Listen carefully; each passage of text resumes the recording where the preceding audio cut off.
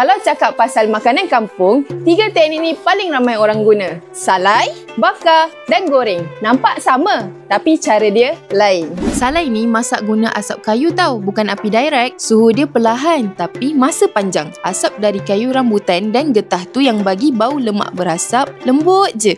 Tak tajam, tak hangit. Kalau isi ayam salai tu rasa keras sikit, itu normal lah.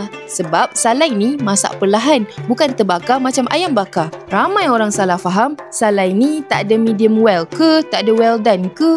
Dia masak ikut asap, bukan ikut bara. Kalau bakar pula, api direct, cepat masak. Luar dia garing, dalam lembut. Bau dia bau lemak terbakar, tapi tak ada rasa asap. Goreng pula, alah mesti korang tahu kan, paling moden, masak minyak panas, cepat siap. Tapi rasa dia datang dari minyak, bukan dari bara. Kat Salai Power Jalan Kebun ni, kami masih kekalkan cara orang lama. Guna daging premium topside, disalai atas bara kayu halban dan juga kayu rambutan.